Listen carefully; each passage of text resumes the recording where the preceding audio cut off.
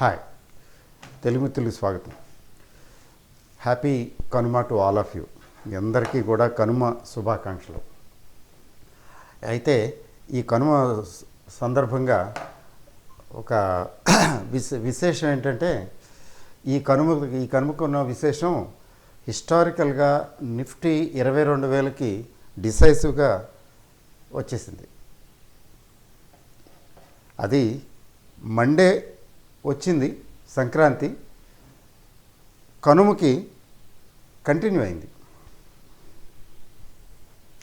So ఈ సంవత్సరం సంక్రాంతికి ఉన్న ప్రత్యేకత ఏంటంటే హిస్టారికల్ 22,000 లెవెల్స్ క్రాస్ అవటం.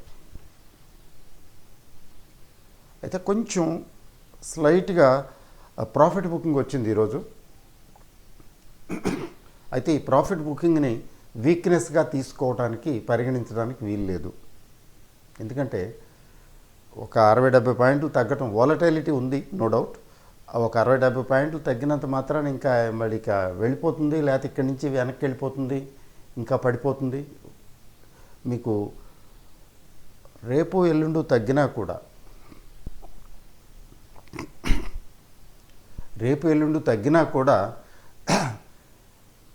వీక్నెస్ ఉంది, పడిపోతుంది, ఇంకా తగ్గిపోతుంది అని అనుకోకూడదు. జాగ్రత్తగా ఉండాలి. ఎందుకంటే బుల్స్ చాలా స్ట్రాంగ్గా ఉన్నారు. బేర్ ట్రాప్ ఏదో కొంచెం తగ్గనిస్తారు, చూస్తారు, మళ్ళీ అందుకుంటారు. వీళ్ళందరూ మళ్ళీ పరుగులు తీస్తారు షార్ట్ కవరింగ్కి. కాబట్టి డిసైసివ్గా ఎట్లా అంటే ఎక్కువగా తగ్గుతుంటే ఇప్పుడు ఏదో కొంచెం ప్రాబ్లం వచ్చింది, ఇక తగ్గుతూ ఉంటుందని మనం అనుకోవచ్చు. ఏదో 60 పాయింట్లు, 70 పాయింట్లు, 100 పాయింట్లు, లేకపోతే 150 పాయింట్లు తగ్గినంత మాత్రాన్ని ఇంకా అయిపోయింది, ఇక నుంచి తగ్గిపోతుందని ఆ రూట్లోకి వెళ్ళకూడదు. అందువల్ల ఏంటంటే అట్లా అని చెప్పి లాంగ్ పొజిషన్స్ పెట్టుకోమని కూడా చెప్పను. ఎందుకంటే లాంగ్ పొజిషన్స్ పెట్టుకోవటం కూడా రిస్కే. ఈ స్టేజ్లో తటస్థంగా ఉండటం మంచిది. సరే, ఇన్వెస్ట్మెంట్ పాయింట్ ఆఫ్ వ్యూలో తీసుకున్నట్లయితే కొన్ని స్టాక్స్ చాలా బాగున్నాయి. మీకు ఫర్ ఎగ్జాంపుల్ పిఎస్యూస్లో ఎల్ఐసి ఆఫ్ ఇండియా, నేను చెప్పాను కదా, సంక్రాంతి నాడే చెప్పాను. ఎల్ఐసి ఆఫ్ ఇండియా ఒకటి, ఐఆర్సిటిసి ఒకటి మీ కన్సర్న్లో ఉంచుకోండి, వీటిని అమ్మకండి, హోల్డ్ చేసుకోండి అని. ఎల్ఐసి ఈరోజు కూడా పెరిగినట్టుంది. తర్వాత ఐఆర్ఎఫ్సి మీరు గమనించారా? ఐఆర్ఎఫ్సి రైల్వేలో, తర్వాత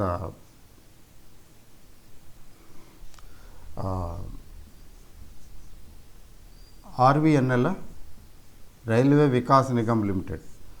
రైల్వేలో ఇవి చాలా బాగా ఉన్నాయి, పెరుగుతున్నాయి. They are picking up like anything. IRFC ఎక్కడ 25 రూపాయలు, ఐఆర్ఎఫ్సి ఇప్పుడు ఎంత ఉంది? చాలా వెళ్ళిపోయింది కదా, 100 ఎప్పుడో క్రాస్ అయిపోయింది. So great. ముఖ్యంగా ఈ పిఎస్యూస్ చాలా బాగున్నాయి. One has to notice. Next ఏంటంటే సౌత్ బ్యాంకు, నేను యాక్చువల్గా హిందీ ఛానల్లో వీటన్నిటిని కంపేర్ చేశాను, లింక్ కూడా పెట్టాను మీకు, చూడండి హిందీ వస్తే అని. మన wealth creation tips Hindi channel ఉంది కదా, అందులో సౌత్ బ్యాంకు అంటే South Indian bank versus Yes bank, రెండు బాగున్నాయి. రెంట్కి కూడా పెరిగేటటువంటి టైం వచ్చింది. మీరు గమనించండి, ఈరోజు రెండు పెరిగాయి. సౌత్ బ్యాంక్ అంటే కొంచెం ఎక్కువ పెరిగింది, న్యాచురల్. ఇది ఎస్ బ్యాంక్ కొంచెం బాగా దెబ్బలు తిని ఉన్నది కదా, సౌత్ బ్యాంకు అంత ఏం కాదు. బట్ కుడియడంగా రెండు కూడా పెరుగుతాయి, రోజు పెరుగుతూ ఉంటాయి. అయితే అక్యుములేట్ చేయడానికి మాత్రం, కొనుక్కోవడానికి మాత్రం వెయిట్ చేయాలి. ఉన్నవాళ్ళు మాత్రం హోల్డ్ చేయండి, హోల్డ్ చేసుకుంటే బాగుంటుంది. ఫ్రెష్గా కొనుక్కోవాలా అంటే మాత్రం ఈ టైం కాదు, కరెక్షన్ వచ్చినప్పుడే, ఇప్పుడు చేయకూడదు. సో ఇంకా చెప్పాలంటే మార్కెట్లో ఇంకా స్టీమ్ ఉంది. మార్కెట్ ఇంకా కొంచెం ఇంకొంచెం పైకి వెళ్ళొచ్చు అనే సూచనలు ఇస్తున్నది ఇప్పటి వరకు. అది ట్రెండ్ రివర్స్ అయితే తప్ప it will continue to be up. మరి 22,500 మరి ఊహాగానాలు 22,300 అని 22,500 అని నేనైతే 23,000 అని చెప్పేస్తున్నాను. ఇంకెందుకు మధ్యలో ఆగటం, 23,000 అని చెప్తున్నాను నేను. ఇవన్నీ ఊహాగానాలు, గెస్సింగ్లే. యాక్చువల్గా ఏమవుతుంది అనేది మనం వెయిట్ చేసి చూడవలసిందే తప్ప ఇలా గెస్ చేసి ప్రయోజనం లేదు. ఆప్టిమిజం, నేను 23,000 అంటున్నాను. మరి 23,000 దగ్గర కూడా ఆగకుండా వెళ్ళిపోతే 24,000కు 20 ఇంకా ఎక్కువకి వెళ్ళిపోతే, ఎవరో ఆ మధ్యన మార్కెట్లు బాగా పడిపోయినప్పుడు కరోనా టైంలో నిఫ్టీ 15,000కి వెళ్ళిపోతుందని చెప్పాడు ఆ మహానుభావుడు. చాలా చక్కగా ఆయన చెప్పినట్లుగానే మార్కెట్ 15,000కి వెళ్ళిపోయింది కదా. కానీ 15,000 దగ్గర కూడా ఆగలేదు, 16,000కు దాటిపోయింది. తర్వాత చిన్న కరెక్షన్ వచ్చినట్టు వచ్చి 22,000కి వచ్చేసింది ఇప్పుడు. చూసారా, ఒకసారి మన గెస్సులు బాగుంటాయి, క్లిక్ అవుతాయి, మనం గెస్ చేసినట్లే అవుతుంది. But it doesn't mean that we are able to predict మార్కెట్స్ని మనం ప్రెడిక్ట్ చేయగలుగుతున్నాము అని మాత్రం అనుకోవద్దు. ఫర్ ఎగ్జాంపుల్ 22,000 ఏముంది, 22,000 అని చెప్తున్నాం, ఎప్పటి నుంచో చెప్తున్నాం. సరే 22,000 రానే వచ్చింది. వచ్చినంత మాత్రాన మనం చాలా కరెక్ట్గా గెస్ చేయగలిగాము అని అనుకుంటే అక్కడ పప్పులో కాలేసినట్టే. జస్ట్ అనిపించింది, అది జరిగింది అంతే.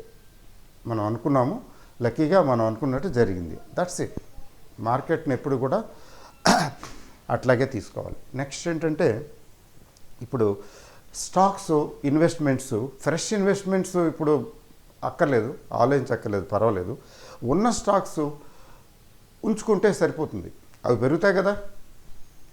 అది కొంటే బాగుంది, ఇది కొంటే బాగుంది, అది వెళ్ళిపోయింది, ఇది వెళ్ళిపోయింది, నా దగ్గర డబ్బులు ఉన్నాయి, మిగిలిపోయాయి, అట్లా ఆలోచించవద్దు. ఎందుకంటే 22,000 లెవెల్స్, 23,000 లెవెల్స్, మరి 21,000 లెవెల్స్లో కూడా కొనాలంటే ధైర్యం చాలలేదు. సహజం, మనకి కొనటానికి ధైర్యం చాలని టైంలోనే పెరుగుతూ ఉంటుంది market. It's okay. It doesn't mean that we have erred it. అంటే మనం పొరపాటు పడ్డాం, మిస్టేకు, కొని ఉండాల్సిందే అని అనుకోవటానికి లేదు. ఎందుకంటే లాజికల్గా అంతే అది. అయితే ఇన్వెస్ట్మెంట్స్ ఇంకా హోల్డ్ చేయొచ్చు, అది మాత్రం అనిపిస్తున్నది. ఇన్వెస్ట్మెంట్స్ కెన్ బి హెల్డ్, ఇంకా హోల్డ్ చేయొచ్చు, వెయిట్ చేయొచ్చు. తర్వాత నెక్స్ట్ కావాలనుకుంటే కొంచెం పార్షియల్గా ప్రాఫిట్ బుక్ చేసుకుని 20%, 30% ఇంకా కొంచెం లిక్విడిటీ ఉండాలి అనుకుంటేనేమో 50% ప్రాఫిట్స్ బుక్ చేసుకుని కూర్చోవచ్చు కదా. అట్లా చేయొచ్చు. టోటల్గా అమ్ముకొని కాదు, కొంత ఉండాలి ఎప్పుడు కూడా.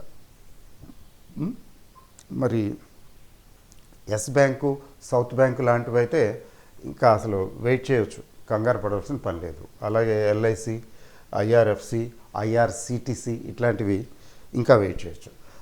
నెక్స్ట్, మీరు గమనించారో లేదు, రిజల్ట్స్ వస్తున్నాయి. బ్యాంక్స్ రిజల్ట్స్ తీసుకున్నట్లయితే హెచ్డిఎఫ్సి 33% ప్రాఫిట్ సుమారుగా పెరిగిందని HDFC bank. So result okay. But HDFC bank result బాగుంది, ఇక రేపు నుంచి పెరిగిపోతుందా? రేపు నుంచి పెరిగిపోవాలి కదా. చూద్దాం. జనరల్గా ఆ ఛాన్సెస్ తక్కువ. ఏదో కొద్దిగా పెరిగితే పెరగచ్చు. ఎందుకు ఛాన్సెస్ తక్కువ అంటే, రిజల్ట్స్ ఆ రిలయన్స్ ఒకటి, హెచ్డిఎఫ్సి బ్యాంక్ ఒకటి రిజల్ట్స్ ఎప్పుడు బాగుంటాయని అందరికీ తెలుసు. అదేంటో కానీ ఎప్పుడు బాగుంటాయి. సో ఆల్రెడీ పెంచేశారు. రిలయన్స్ పెంచలేదా? రిలయన్స్ పెంచేశారు. ఈరోజు కొద్దిగా ప్రాఫిట్ బుకింగ్ వచ్చింది. ఎందుకంటే లేకపోతే ఆ రిలయన్స్, టీసీఎస్ రెంట్ మీద పడ్డారు. ఈ రెండు ఇన్ఫోసిస్ వీటి మీద పడకపోతే ఈరోజు కూడా మార్కెట్ ఒక 50 పాయింట్లు 60 పాయింట్లు పైకి వెళ్ళి ఉండేది. దానికి విరుద్ధంగా తగ్గింది. ఎందుకు తగ్గిందంటే బికాజ్ రిలయన్స్ అండ్ టీసీఎస్, ఇన్ఫోసిస్ ఇట్లాంటి ఫ్యూ కంపెనీస్ వల్ల. అయితే బుల్స్ చాలా జాగ్రత్తగా ఉన్నారు. ఎట్లా జాగ్రత్త పడ్డారంటే ఇంతకుముందు తగ్గినటువంటివి వాటిని లేపారు. ఫర్ ఎగ్జాంపుల్ హిండాల్కో అట్లా కొన్ని చిన్న చిన్న కంపెనీలు ఉన్నాయి, చిన్న పెద్ద కంపెనీలు, వాటిలో బయింగ్ వచ్చింది, కాంపెన్సేట్ అయింది. ఇంతకుముందు తగ్గినవి ఇవాళ ఇప్పుడు పెరిగినవి, ఇంతకుముందు పెరిగినవి ఇవాళ కొంచెం తగ్గినవి, అవి ఎక్కువ కాదు. మెయిన్ పివోటల్స్ టీసీఎస్, రిలయన్స్, ఇన్ఫోసిస్ ఈ టైప్ వెళ్తే అయిపోయింది, సరిపోయింది. హెచ్డిఎఫ్సి బ్యాంకు కొద్దిగా పెరిగింది, అది కూడా తగ్గిపోవాలి. కాకపోతే ప్రాఫిట్ బాగుంది, రీజనబుల్గా ఉంది, చాలా చక్కగా ఉంది. వెయిట్. సో అది హెచ్డిఎఫ్సి బ్యాంకు ఇంకా పెరుగుతుందా మనం చూడాలి. We have to wait and see. But remember, it's a blue chip company, well established company. కాబట్టి తగ్గిన ఇబ్బంది ఏం లేదు. తగ్గితే బయింగ్ ఆపర్చునిటీ, తగ్గకపోతే okay. So once again happy Sankranti, Kanuma to all of you. And markets are still okay. ఇవాళ ఏదో కొంచెం తగ్గిందని చెప్పి తగ్గిపోతుంది అని నేను అనుకోవటం లేదు. తగ్గటం పెరగటం మామూలే.